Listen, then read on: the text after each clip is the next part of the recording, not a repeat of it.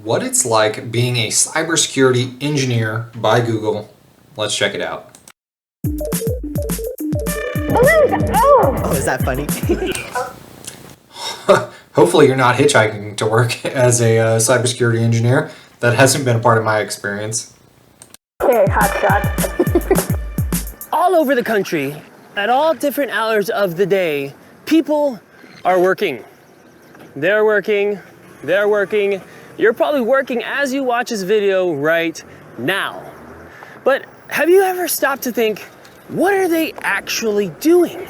Like, what does it feel like to do what they do? I'm Aaron Burris. Welcome to Job Hoppers. Job Hoppers! Today we're in LA meeting Carter, a cybersecurity engineer. It sounds mysterious. I don't know what they do, but I'm gonna find out today. It's 6:30 in the morning, so shh. You gotta love that at 6:30 in the morning, California is prime time, that beautiful weather. I used to live there.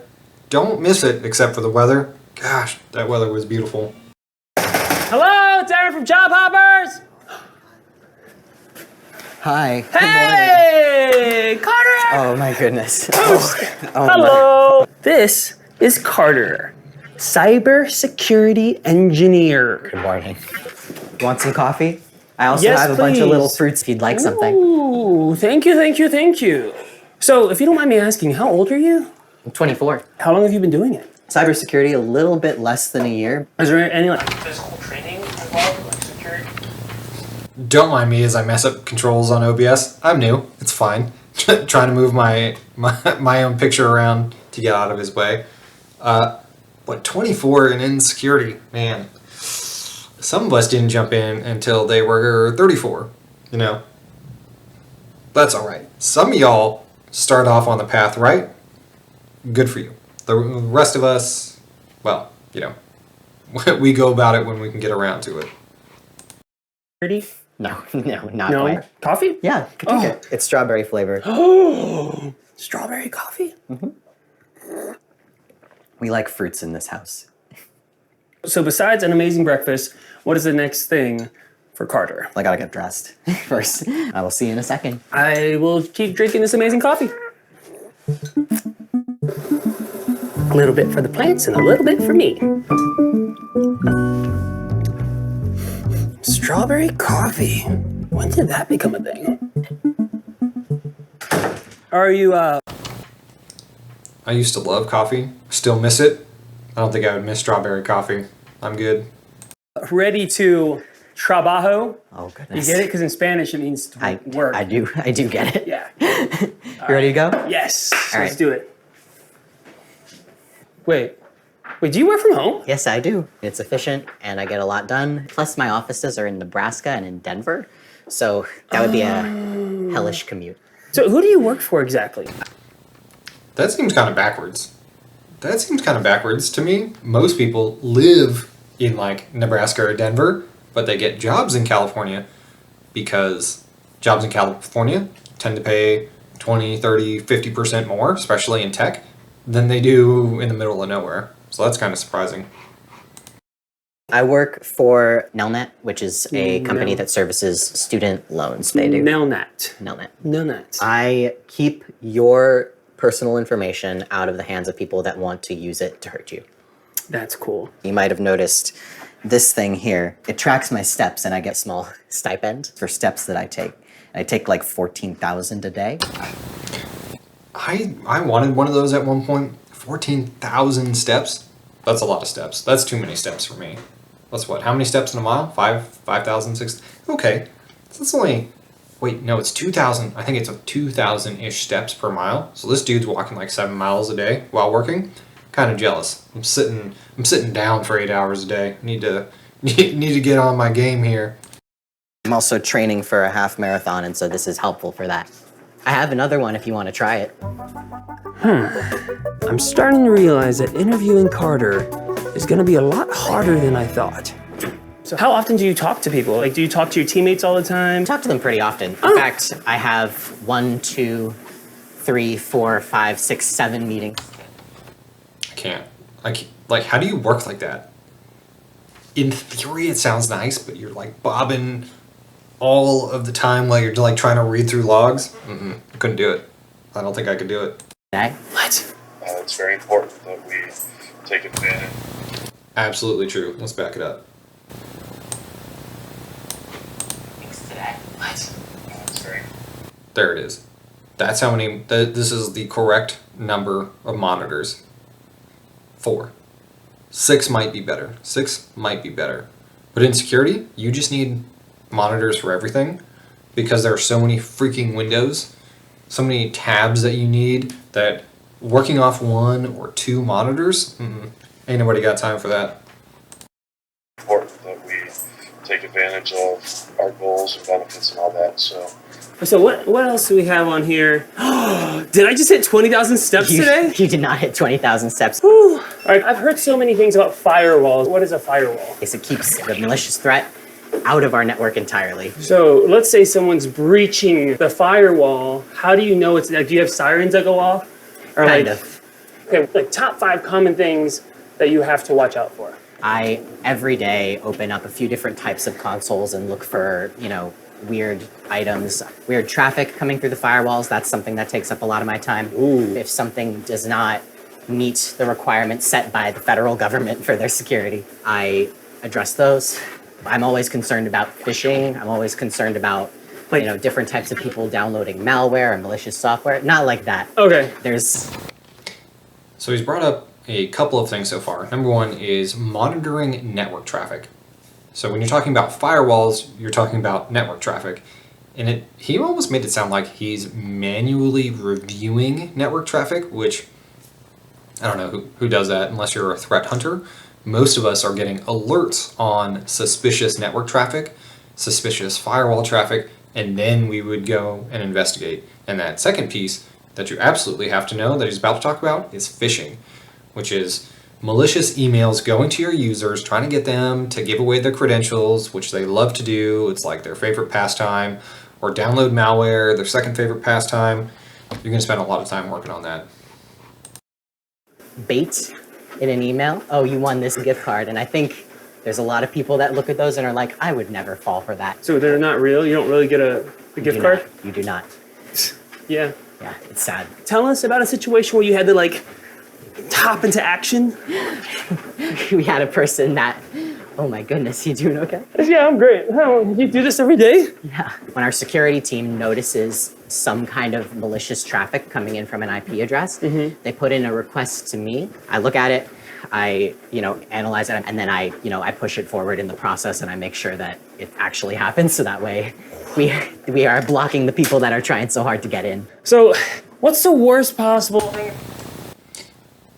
Wasn't necessarily the best example, but the process is true in that either another team or your tools will alert you to something, and your job is to investigate and figure out who is trying to do what. Are they legitimate or illegitimate? Are their actions inherently malicious, right? Because they could be legitimate users trying to do bad things. For instance, think about someone who accepted a job offer at another company. So now they're just going to steal your client list. Maybe they're in sales, they steal your client list, and then they're going to go hop off and steal your clients. So there are many examples of internal threat actors as well as external threat actors. You got to find all of this information, all these either indicators of compromise, and then it sounds like on his team, he's going to kick that up to the next level for them to take action. Whereas with me, I'm on a smaller team. We remediate ourselves, and that's not always going to be the case. Oftentimes, a level 1 analyst makes recommendations to the level 2 or 3 analyst who will then go and make those changes. That could happen. Ransomware with no backups or anything. That's when a malicious actor, a malicious person, gets into your network and they say, you got to give me this amount of money for me to release your data back to you. And the only way to actually kind of remediate that is to have a backup of your data that's really recent, or keep them out in the first place. But if it's already happened, then you're kind of screwed a little That's bit. sad. It is really sad. All right, so what? Yeah, ransomware is perhaps the number one threat to most organizations. We saw not that long ago Caesars and MGM get just demolished by ransomware, particularly MGM, right? They didn't want to pay up. So they got what they paid for, all of their systems being encrypted. And it's a really big deal, especially you want to prevent this before it actually happens. Like, that's the number one game. You don't want your systems to be encrypted and be at the mercy of someone else. Because then even if you pay the ransom, nothing says they didn't exfiltrate that data, and they're going to try and blackmail you later for some more money, saying, hey, we got your data. You want to pay us some more money to get it back? It's like a lose-lose situation. It's not good. What's next? We're going to lunch. I like lunch.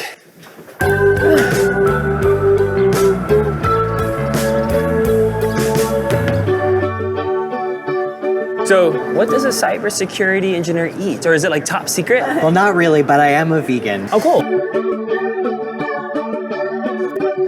Did you know that when you first started getting into the tech field that, hey, I want to be cybersecurity engineer? I went to school for animation, and I discovered that That's what I'm talking about.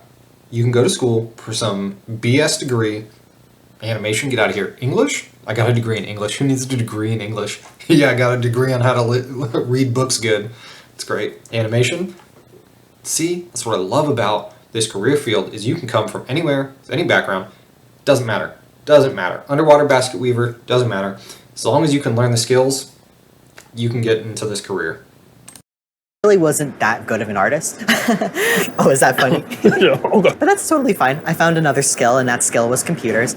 I worked for the Geek Squad, then I was the systems administrator for a company. All of those things were critical to my life. So let's get to the Google Career Certificates. What part did that play in where you are today? I still go back to the concepts that I learned basically every single day. When did you get it? I think I got it like 2-ish years ago. I did it very, very slowly. I went back and I rewatched those videos several times over until the information really started sticking. Would you say it helped? This is true about videos in general. In terms of learning, you often have to rewatch videos, especially if you're not taking notes, if you want to retain that content, which is why freemium training sites, in my opinion, are just so necessary because you can apply skills, and when you apply a skill, you'll remember it for life. It's kind of like riding a bicycle. You kind of have like a bargaining tool to like get paid more? I mean, it did. My first help desk job was at the Geek Squad, and I used it to leverage part-time to full-time, and a small raise, if I remember correctly. So that's pretty cool on his front. He was able to get a job at Geek Squad prior to having any certifications. And like for me, the Google IT certificate didn't even help me get a job, which was kind of a bummer, but their training was phenomenal. So perhaps you'll have an experience more like him. So there's no chance of anyone ever hacking you.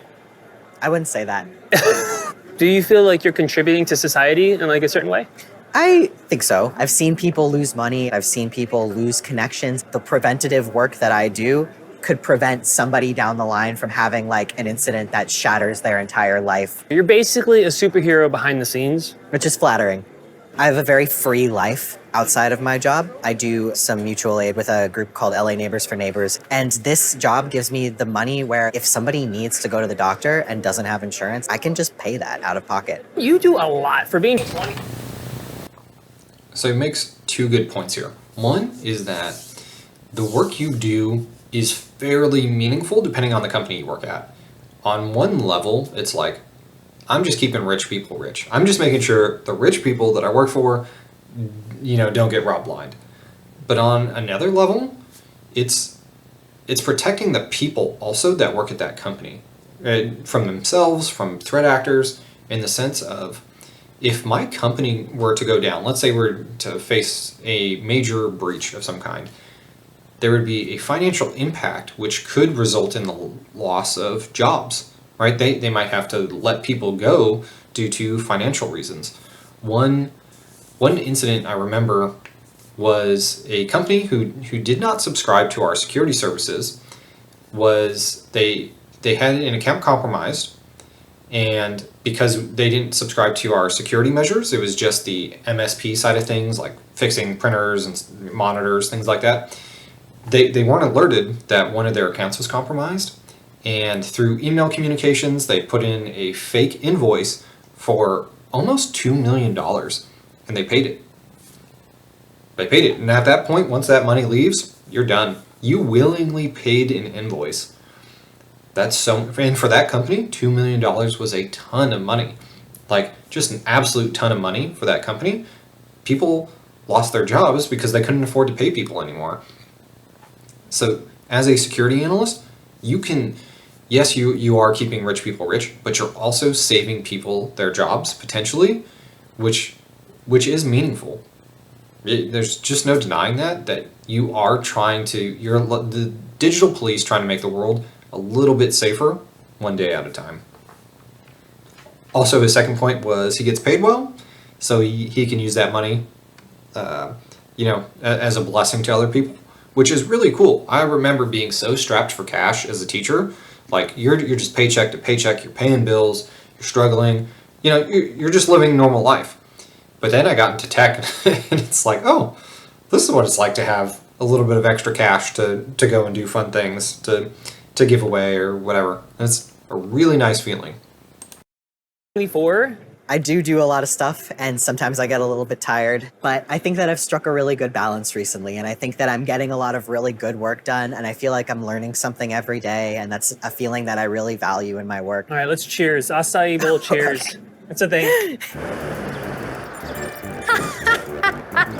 I'm gonna play a little trick on Aaron and his cybersecurity friend to really see if they are keeping the world safe from hackers like me. You said you like animals, right? You love animals? Yes, I love animals. I mean, I've seen so many people with dogs all over the place. It's a dog park right next to my house.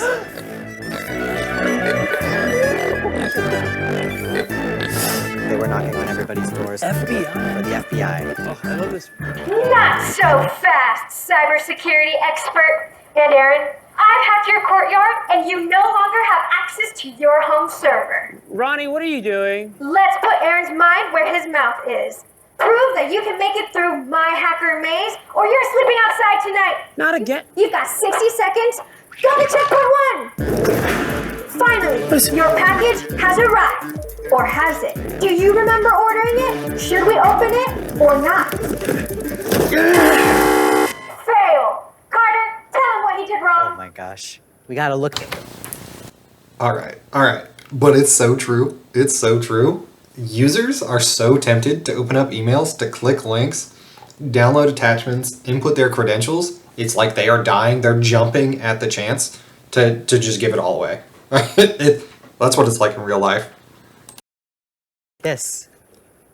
That is not a real email address. Oh, this is what This you're is not from the talking real about. USPS. You're a hacker, so you're fishing for my information. Okay, checkpoint 2, firewall. You thought your server was secure? Think again. You left some ports open. Try to stop me from logging into your firewall and wreaking havoc. Find the different ports and block them with the matching ball. Go! Balls? Oh, you're helping me. These, this is you. Carter, don't help us so much. You have the green one, here's a yellow one, here's a red one. You gotta match them. I'm trying. 10 seconds. What? Back to the checkpoint. Back to the checkpoint. Good job. Next. Yeah, I don't know about this one so much, other than, I don't have open ports that shouldn't be open. But that's a technical control that you're going to be in control of, not your end users. So you got to figure that out. You got to audit yourself. Checkpoint 3. All right, Veronica the hacker, let's play. Hackers are trying to impersonate Carter. Prove that Carter is Carter by answering these questions. First question, what is Carter's favorite coffee flavor? What is happening? Strawberry. Correct. Next question, where is Carter from? Staten Island. Good job! Last question, what was their first job attack? Geek Squad. You did it! On to checkpoint 4. Okay. Yes, when you reset your password, right? I think this is what they're getting at. You do security verification by answering questions. And what I've seen a lot of users do is they'll put in, what doesn't matter what the question is, they'll pick like random questions, but they'll put the same answer for each. You know, like nano, 4292, whatever, right? And they'll save that one key for all the questions that they have. It, in some sense, that can be more secure because you can OSINT find all of that information he just went through right there, right? What street did you grow up on? What was the name of your first dog? What city were you born in? All right, what's your mother's maiden name? You can find all that information on the internet. So, Come on, Carter! Oh my goodness. Almost there! 30 seconds! Okay, hotshot. Time to unveil the final round. It's a ransomware attack. Your server has been scrambled and your whole environment has been compromised. You either pay me $1 million or decrypt it yourself. Go! Come on, hurry up! Do you have $1 million? I do not have $1 million. Carter, come on. 10 seconds left! I don't know what to do! Better pay up! Aaron, pause. It's not worth the time. I have a backup secondary location. Save it! yeah, good luck. You're not decrypting ransomware. It's just not going to happen. That's why you have backups. That's how it goes. You want to make sure your backups are really recent, and hopefully it's not from a week ago, but you get what you get. Hey! You did it! You defeated the hackers! Balloons! Oh! This is why I wear the helmet. Oh my goodness. You both defeated the hacker. Please follow me.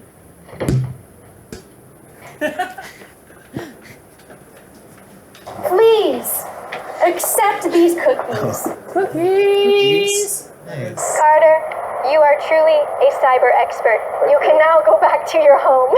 Cool. Carter, seriously, thank you so much for having us here today. Is there anything you want to tell any future cybersecurity engineers? Well, learn how to learn. Be curious about things. Learn the fundamentals and get really, really good at them because you're going to need to know everything about how to keep somebody out. And watch out for... That was super profound. You need the fundamentals. You need the fundamentals. You got to know the boring stuff. And I know it's boring. It's kind of mundane. But the fundamentals will carry you. Because without it, you're not going to be anything in cybersecurity at all.